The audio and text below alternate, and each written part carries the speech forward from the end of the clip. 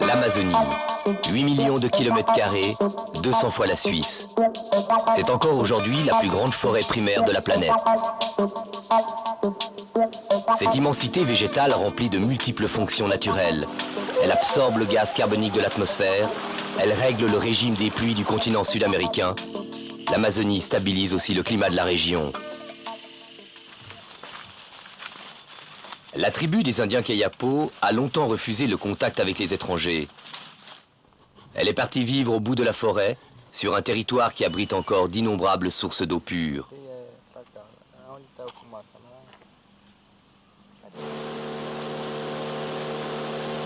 Les Kayapo sont aujourd'hui rejoints par la civilisation moderne. Leurs terres ancestrales sont convoitées par un nouveau prédateur. Depuis l'arrivée de l'homme blanc, l'Amazonie a toujours connu deux ennemis, le bûcheron et le colon. Le premier pour le bois, le second à la recherche de nouveaux pâturages pour ses troupeaux. Mais aujourd'hui, la forêt doit faire face à un nouvel envahisseur, plus redoutable encore, qui s'installe pour durer, le soja. L'industrie agroalimentaire est prête à mettre la main sur ce jackpot, et cela à n'importe quel prix.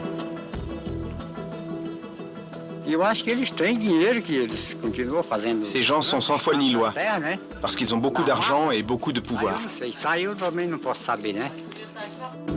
Le soja est un produit agricole universel. Il sert à nourrir les animaux, on en extrait de l'huile. Il entre également dans la composition de la plupart des aliments industriels. Depuis quelques années, le marché international du soja explose. La demande chinoise en pleine croissance est notamment à l'origine de ce boom.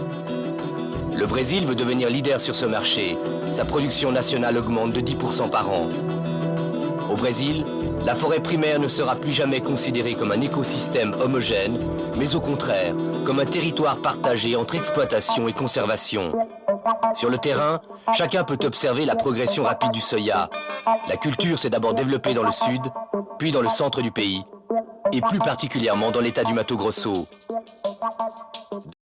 Les nouveaux conquérants vont partir du fleuve Amazone pour couper la région en deux et rejoindre les terres du sud. Illustration du bouleversement programmé de l'Amazonie. Santarém, sur l'Amazone, une petite ville en pleine mutation. Avec l'arrivée du soja, son port vient de prendre une dimension internationale. La Cargill, géant agroalimentaire mondial, a construit de nouvelles installations sur le fleuve. Jusqu'à présent, la localité était célèbre pour son bois, souvent coupé illégalement. Mais avec l'inauguration du terminal du soja, le développement industriel de la région va commencer. Pour accéder à la terre cultivable, il faudra d'abord couper les arbres qui la recouvrent, c'est-à-dire éliminer définitivement la forêt primaire de cette partie de l'Amazonie, alors que de larges portions de ce territoire sont pourtant officiellement protégées. Vu depuis Brasilia, la capitale, la loi est claire. Chaque chantier de déforestation doit être soumis à une autorisation préalable. L'IBAMA, organisme d'État chargé du contrôle de la forêt, dispose d'un outil, le satellite, pour vérifier que tout se passe dans les règles. Ici, nous avons observé un polygone. Il se trouve ici, près de la rivière. Et voici certainement le contrevenant qui a coupé des arbres à côté de la rivière, considérée comme une zone de préservation permanente. Malheureusement, la haute technologie trouve bien vite ses limites. Comme le cadastre n'existe pas au Brésil, il est souvent impossible d'identifier les propriétaires des parcelles. Les terrains sont difficiles d'accès, les agents souvent corrompus. Bref, l'IBAMA assiste, généralement impuissante, à la progression du déboisement.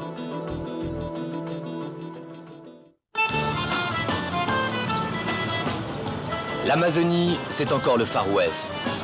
Les villes de colons se développent le long des axes routiers. Ici règne la loi du plus fort. Les fusils et les machettes sortent facilement.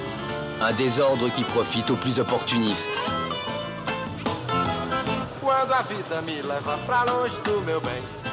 Jadis tournées vers le trafic du bois, ces localités sont aujourd'hui à l'avant-garde du soya.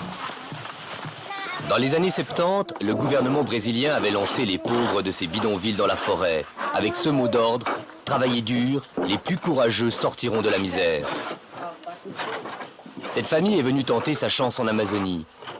30 ans plus tard, elle est obligée de partir. Sa terre vient d'être rachetée par les planteurs de soya.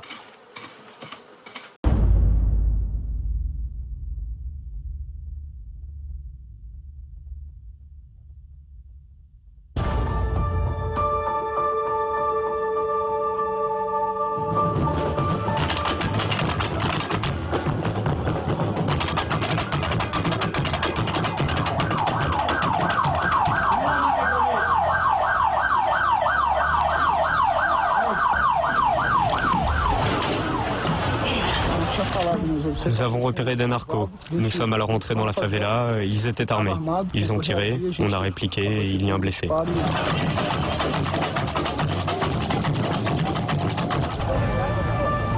À Rio de Janeiro, les journées de boulot commencent à l'aube. Surtout quand on est policier. Il est 6 heures et ils sont déjà tous en tenue sur ce parking du centre-ville. Des policiers équipés comme des troupes de combat. Fusils automatiques, gilets pare-balles, la panoplie complète, il ne manque rien. Pas même les blindés. Au même moment, 2 joggeurs terminent leur parcours.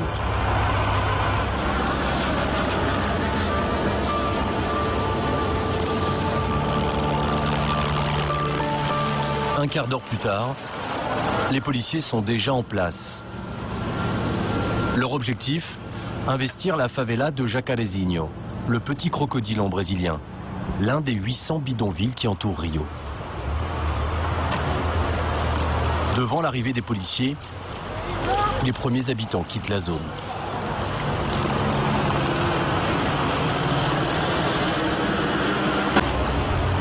« 7h30, tout paraît si calme. Et puis en quelques minutes, le chaos.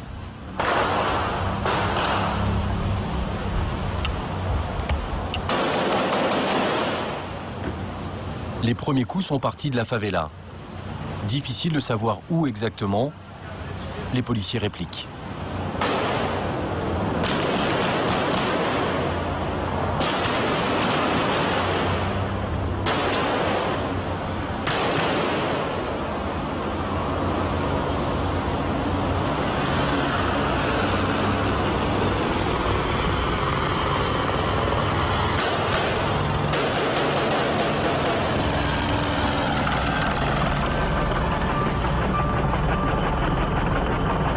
Une ambiance de guerre civile.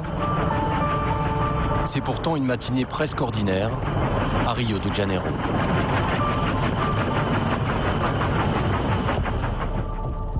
Mais le fracas des armes ne résonne pas partout dans cette ville aux 2 visages.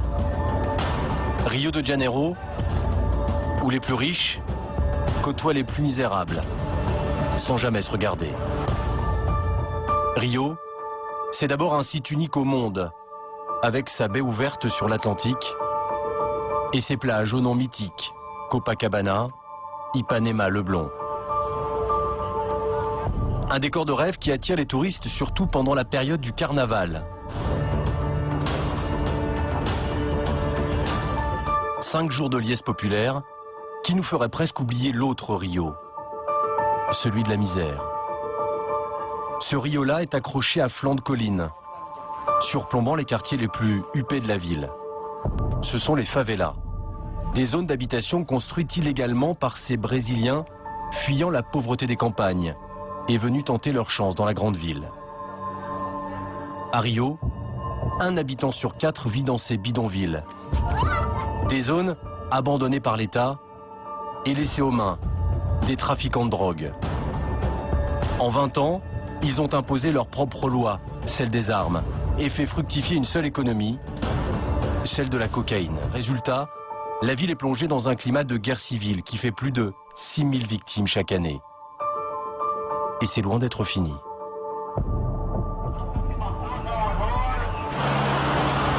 Bienvenue dans un autre monde. celui des bidonvilles. 50 000 personnes vivent ici, en autarcie. Une vraie petite ville, avec sa rue commerçante, ses épiceries et ses boulangeries. Mais seuls les habitants sont capables de se repérer dans ce labyrinthe, des milliers de petites ruelles, à peine plus larges qu'un couloir d'appartement. Une vraie souricière pour les policiers. À tout moment, un sniper peut leur tirer dessus. C'est très fréquent dans ce genre d'opération. Voici le quartier général de la police, dans le centre de Rio. Une intervention de plus pour le commandant Rodrigo.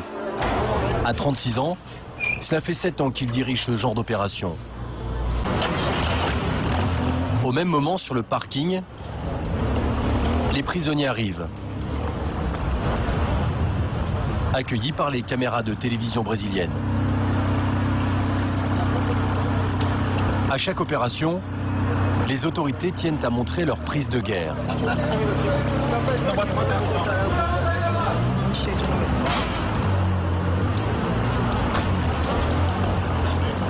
Les hommes du corps ramènent aussi les armes saisies sur les trafiquants.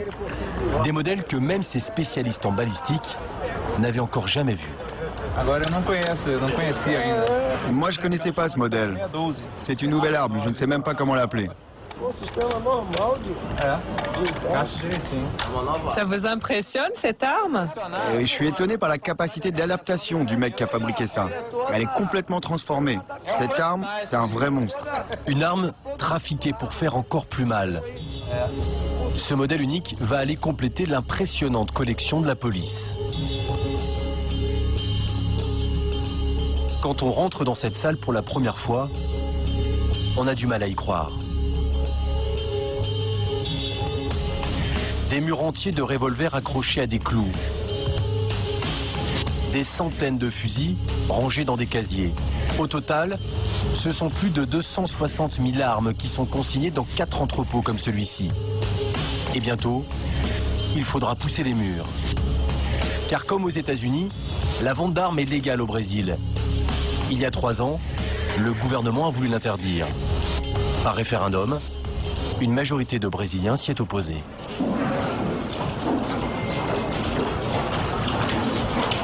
Dans quelques minutes, va débuter la conférence de presse. Le commandant Rodrigo va faire le bilan de l'opération Petit Crocodile. Le résultat, le voici. Il y a environ 1000 sachets de cocaïne, beaucoup de marijuana et aussi toutes ces armes. À Jacarezinho, 4 personnes ont été blessées par balle. Secourues ensuite, elles ont fini par mourir et 2 autres ont été tuées à Mangueira. 6 morts au total dans cette opération et 5 prisonniers qui vont devoir maintenant se plier à une petite séance photo à visage découvert. Ils ont entre 22 et 30 ans.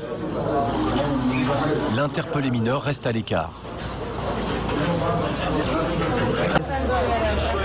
Ceux-là ont finalement la chance d'être vivants.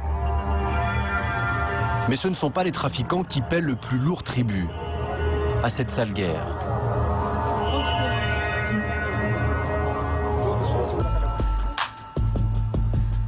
Drôle de hasard. 3 jours avant l'intervention des policiers, nous nous étions rendus dans la favela du Petit Crocodile, dans cette zone que les Cariocas surnomment la bande de Gaza. Ce boulevard marque la frontière entre les territoires de 2 bandes rivales. Les échanges de coups de feu y sont très fréquents. De nombreux gamins vivent ici. Au Brésil, le mois de janvier, c'est la période des grandes vacances. Ils en profitent pour s'amuser. Et voici Léo. Vous savez, ici dans ce quartier, il n'y a pas de parc. Donc les enfants s'amusent comme ils peuvent. Ils font du cheval, ils font du vélo. Ouais, on va nager dans le lac aussi. Léo est éducateur dans la favela de Jacarezinho. Il a toujours vécu au Petit Crocodile. Au fil des années, il a vu son quartier se dégrader. Là, c'est une bouche d'égout. Il y a un trou de plus de 3 mètres. C'est super dangereux pour les enfants. Là, ce sont les égouts à ciel ouvert. Ça pue. Ce sont vraiment des conditions de vie inhumaines. Le manque d'hygiène et les odeurs pestilentielles, voilà dans quel environnement vivent ces enfants. Mais il y a bien pire. Regardez, ce sont des marques de tir. Des balles atteignent souvent l'école, vous savez. C'est une école fréquentée par plus de 600 enfants chaque jour. Il y a déjà eu des blessés? Oui, il y a 3 mois, une petite fille jouait dans la cour de récréation. Et elle a été blessée. Comme c'était des tirs de loin, elle n'a pas été tuée. Mais elle a dû passer une journée à l'hôpital.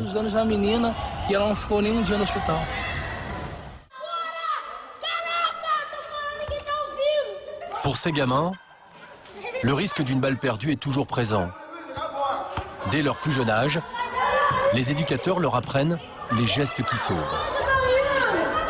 Nous nous entraînons souvent pour apprendre à nous protéger en cas d'échange de tir. Et dès que les coups de feu commencent, au lieu de courir partout, on leur apprend à se baisser.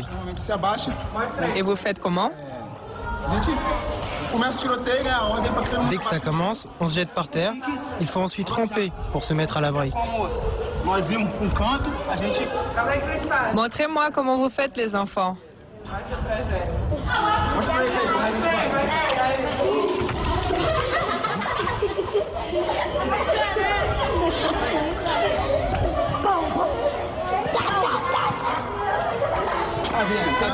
Pour eux, cela ressemble à un jeu. Mais parfois, les conséquences sont beaucoup plus dramatiques. Léo nous emmène cette fois à la rencontre d'une habitante de Jacarezinho. Elle vit avec son mari au fond de ce couloir. Une pièce unique d'à peine 6 mètres carrés. Il y a un an, Julieta a perdu Jonathan, âgé de 16 ans. Là, c'est le formulaire d'inscription pour un tournoi de foot. Sur cette photo, il avait 12 ans.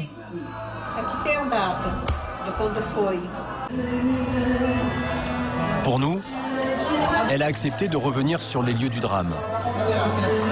En chemin, elle nous montre les traces des derniers affrontements entre la police et les narcotrafiquants. Regardez, ce sont des traces de balles, ça.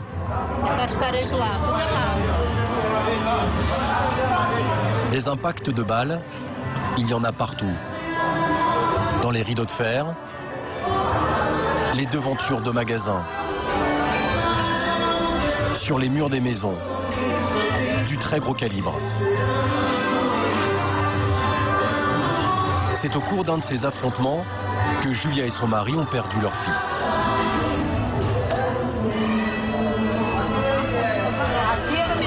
Là, c'est mon ancienne maison, vous voyez. La balle est arrivée par là. On voit encore la marque.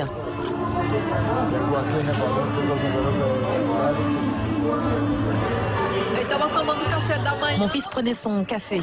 C'était le matin. Il avait un tournoi de foot. À chaque fois, je le préviens de faire attention. De faire attention quand la police arrive.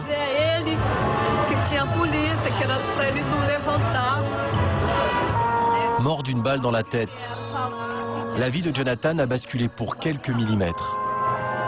Tir de policier ou tir de narco, difficile de savoir. Mais le lendemain du drame, les policiers donnaient leur propre version. La première nouvelle que les policiers ont donnée à la presse, c'est que mon fils était un trafiquant. Mais ce n'était pas un trafiquant. Il étudiait. Et s'il n'y a pas que des trafiquants, il y a des travailleurs, des gens honnêtes. Jonathan me disait toujours, maman, je vais devenir un bon footballeur pour te sortir de la favela. Pour les enfants des favelas, le pire est à venir.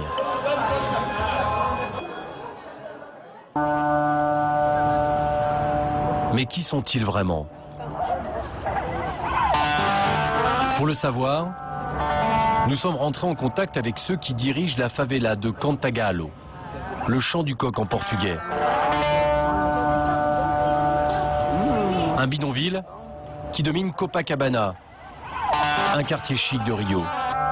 Pour y rentrer, nous avons dû payer un intermédiaire, une sorte de guide. Son tarif, 1000 réals, près de 400 €, selon lui pour financer les bonnes œuvres de la communauté.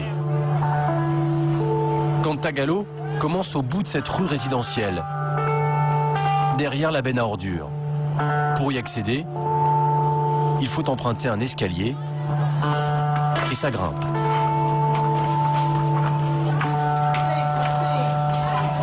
Il y a combien de personnes qui vivent dans cette favela? Il doit y avoir entre 30 et 50 000 personnes à peu près. Il faudrait faire un recensement. Petite maison en briques rouges avec toit en tôle ondulée. Branchements électriques illégaux.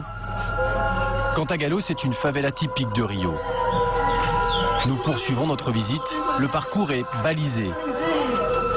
Château d'eau, crèche, dispensaire. Et au milieu de tout ça, des enfants qui gambadent en riant.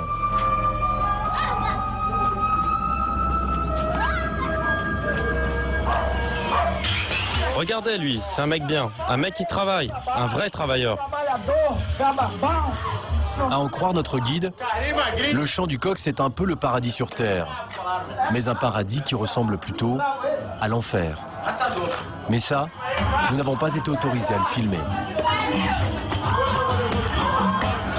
À partir de là, baisse ton arme, ta caméra. Éteins-la car on doit passer. Nous avons tout de même laissé tourner notre caméra. Nous arrivons sur une petite place. Au fond, un groupe d'ados. Notre présence les dérange. Ils rangent leurs sacs de drogue.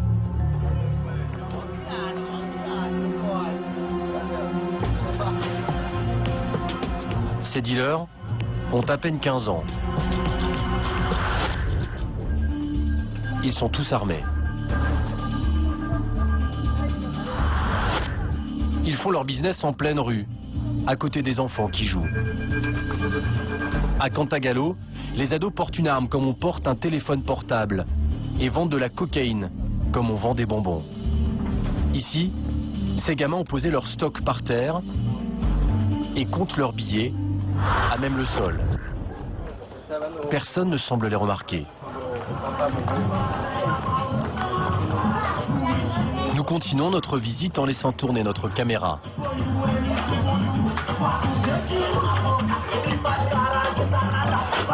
Cet homme au chapeau nous a rejoints.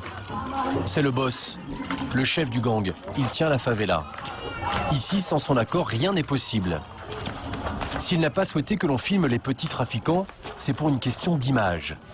Car dans cette guerre qui les oppose aux policiers, les trafiquants doivent apparaître comme des victimes, sans défense.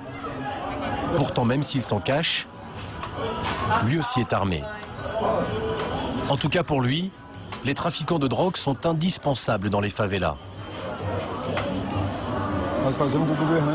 Nous faisons ce que les hommes politiques ne font pas, aider la communauté. On fait du social. Pour les autorités, la priorité, c'est le crime. Ils voient les criminels comme des méchants, ils les tuent. Mais la réalité est différente. Si vous demandez aux habitants ce qu'on fait dans la favela, ils vous le diront.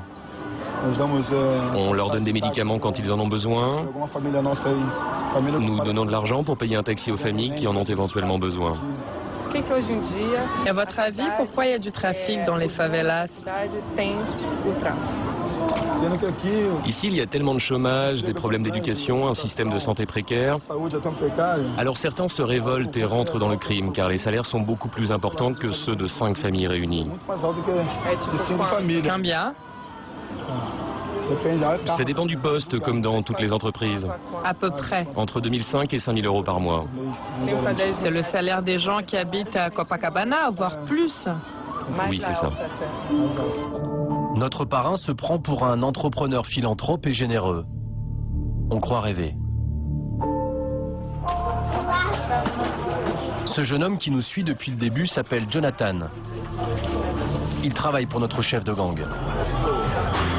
Nous lui avons demandé de nous montrer sa maison. Soyez les bienvenus.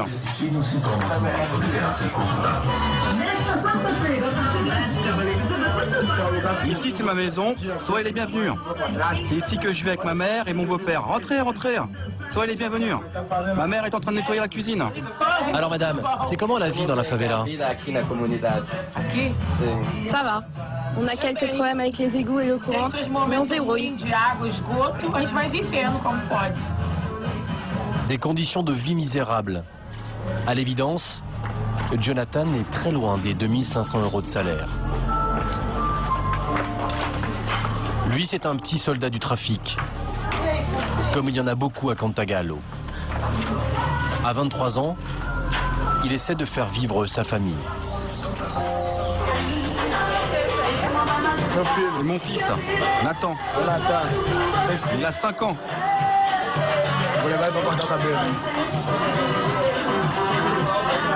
Ce matin, le papa emmène le fiston chez le coiffeur. Car même s'il vend de la drogue, Jonathan se soucie du qu'en dira-t-on. Ah, il a les cheveux beaucoup trop longs. Il faut qu'il soit beau. Si les voisins voient qu'il ne va pas chez le coiffeur, ils vont dire que je m'occupe pas bien de lui. Et qu'est-ce que vous voulez que votre fils devienne quand il sera grand? Bah, je veux qu'il soit joueur de foot. Il est déjà très fort, c'est un très bon joueur. Vous espérez qu'il puisse changer votre vie? La mienne? Ah, j'espère surtout qu'il va changer la sienne.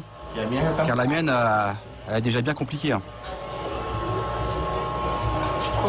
C'est-à-dire? J'ai pas envie qu'il vive ce que j'ai vécu.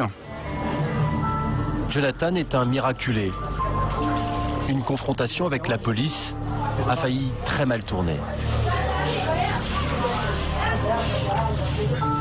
Vous pouvez montrer ça devant votre fils? Devant mon fils? Non, pas de problème. Il le sait déjà.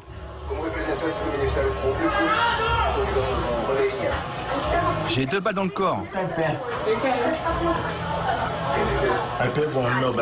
Une est rentrée dans mon bras. Elle est montée par ici. Et l'autre s'est arrêtée près du cœur. Il s'en est fallu de peu, hein? Ah ouais, de peu. Chez les petits trafiquants, l'espérance de vie excède rarement la majorité. Jonathan et ses 23 ans fait déjà figure d'ancien. Mais il sait qu'il doit profiter de ces moments de calme. Car à Rio, certains se préparent déjà à lui faire la peau.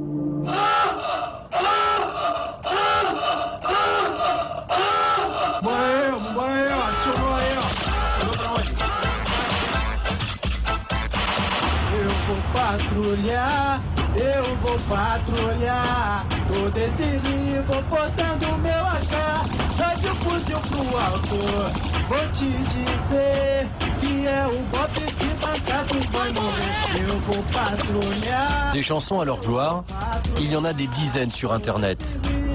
Le cinéma leur a même consacré un long métrage. Ces militaires à l'allure terrifiante sont de vrais stars à Rio. Ils ne se déplacent jamais sans leur véhicule blindé, un monstre de 10 tonnes, surnommé le Caveirão, la grosse tête de mort. Ce sont les soldats du BOPE, la brigade d'intervention spéciale de la police militaire. Aguardem vocês quatro! Não entra não, hein? Não entra não, fica aí! Não entra não, fica aí, pô! Fica aí! Atenção aqui, pô! Calma aí, desce que eu vou aqui. Segura a atenção aí, calma aí. Cuidado com a esquerda aí, Guilherme. Você, né? A esquerda aí, Guilherme. Todo mundo na parede, mão na parede. Baixa aí. Les hommes du BOPE entrent dans la favela. Nous les suivons sous la protection du capitaine Luz. Tu restes toujours derrière moi. Ici, c'est un lieu de trafic. C'est là que les dealers se réunissent. Regardez ce taille. CV. Cela, ça veut dire Commando Rouge. Le Commando Rouge, c'est le gang qui tient cette favela. C'est un gang puissant, Rio? Oui, c'est le plus puissant à Rio. C'est le plus ancien aussi. La fonction du BOP, c'est de chasser les trafiquants. On vient ici pour ça. Et nous avons toujours le souci d'assurer la sécurité des habitants. Si rien ne se passe, si ça redevient calme, on s'en va. Si ça recommence, on est prêt à intervenir.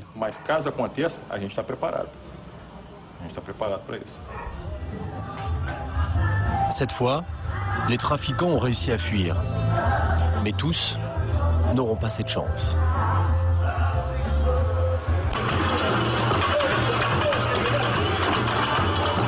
Le problème de Rio, ce n'est pas la pauvreté.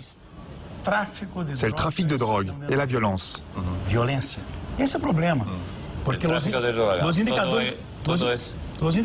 Les indicateurs sociaux de Rio sont bien au-dessus des autres pays en développement. Nous avons un système de protection sociale qui, sur beaucoup de points, pourrait être le meilleur du monde. Alors c'est vrai, ici aussi, il y a un marché de consommateurs. Mais il permet de financer le transit, l'exportation des stupéfiants. La destination de toute cette drogue, ce n'est pas Rio, mais bien l'Europe. Ici, c'est un marché secondaire, mais bon, cela reste tout de même quelque chose d'important, car cela produit de la violence. Le vrai problème du maire, c'est qu'il doit gérer une cité à double face. Un centre-ville assez classique, plutôt agréable, avec de grandes avenues ombragées et des immeubles des années 70. Mais dès qu'on s'éloigne du centre, la banlieue a un tout autre visage. Des quartiers incroyables qui grimpent sur les collines environnantes jusqu'à les recouvrir entièrement. Les favelas.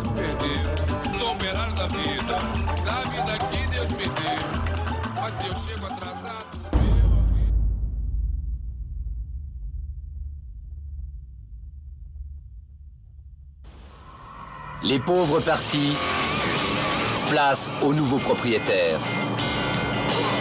La technologie des colons est largement mécanisée. La culture du soya n'a plus besoin de main-d'œuvre. Pressés de prendre les bonnes places, de nombreuses entreprises affluent en provenance de l'État du Mato Grosso. Aujourd'hui, 16% de l'Amazonie a déjà disparu, l'équivalent de la France et du Portugal réunis. Sous la pression de l'agriculture intensive du soya, l'impact sur la forêt risque d'être désastreux, en particulier sur la qualité du sol. En effet, sans la protection des arbres, la mince couche de terre fertile d'Amazonie va rapidement s'appauvrir. La disparition de la forêt menace également le fonctionnement du cycle de l'eau au Brésil, mais aussi dans toute la région. Le fleuve Amazone, ses centaines d'affluents et ses millions de sources représentent environ 20% des réserves d'eau douce de la planète. L'ensemble forme un système climatique parfaitement rodé. La pluie venue de l'Atlantique ne repart pas entièrement dans les fleuves et les rivières. Un tiers alimente sur place les arbres et la végétation. En respirant, la forêt dégage à son tour de l'humidité, formant des nuages poussés par les vents vers les montagnes des Andes. Une Amazonie privée de forêt verrait mourir prématurément ces nuages. Le cycle de l'eau serait d'abord perturbé, puis finalement paralysé. Le scénario catastrophe, c'est un déclenchement de la spirale de la sécheresse. Avec tout d'abord des sols dénudés qui provoquent le ruissellement des pluies et moins de rétention d'eau. Ensuite, la forêt des alentours qui s'assèche et devient vulnérable au feu. Puis, des incendies qui détruisent à leur tour la forêt. Avec à terme, le risque de voir une bonne partie de l'Amazonie se transformer en steppe aride. On peut déjà observer ce phénomène dans certaines zones de l'État du Mato Grosso, livrées à l'agriculture intensive mal dirigée. Là-bas, le niveau des précipitations a diminué. Le climat est devenu plus sec et plus chaud. Gérer le développement de l'Amazonie est désormais une question politique. Dans la capitale, deux camps s'affrontent. D'un côté, le puissant lobby des propriétaires terriens, responsable de 70% du déboisement. De l'autre, les défenseurs de l'environnement, pas forcément extrémistes. Nous sommes pour une exploitation intelligente de la richesse biologique de l'Amazonie. Ça va représenter aussi d'argent et de croissance. Et nous sommes évidemment pour une possibilité de développement économique qui préserve l'environnement. Nous ne sont pas contre le progrès. L'actuel gouvernement brésilien est confronté à un dilemme. Informé de l'impact sur le climat mondial d'une éventuelle destruction de l'Amazonie, il doit tenir sa promesse faite à la communauté internationale de préserver la forêt, alors qu'à l'intérieur du pays, l'arrêt des grands projets agricoles paraît impossible, l'enjeu économique étant devenu trop important. Ce modèle de développement, justement, basé sur l'exploitation à court terme de la forêt, est aujourd'hui contesté par certains experts. Ces 20 dernières années, la situation du Brésil a empiré. Au lieu de nous développer, nous reculons. Économiquement parlant, le Brésil avait réussi à devenir la 9e puissance mondiale. Aujourd'hui, nous occupons la 15e place. Cela signifie que le modèle d'ouverture de nouvelles frontières, de destruction de la forêt pour émettre du soja ou de l'élevage ne donne aucun résultat. Nous devons redéfinir la vocation de l'Amazonie. En attendant, le soja en Amazonie est un non-sens. Pour l'instant, personne n'écoute vraiment les Kayapos, peut-être condamnés à veiller sur les miettes, ces minuscules taches vertes que le développement aura laissées sur la carte de l'Amazonie. Comme ont disparu en Europe, la plupart des grandes forêts originelles, remplacées elles aussi par des terres agricoles. Mais dans le cas de la forêt amazonienne, les conséquences seraient irréparables.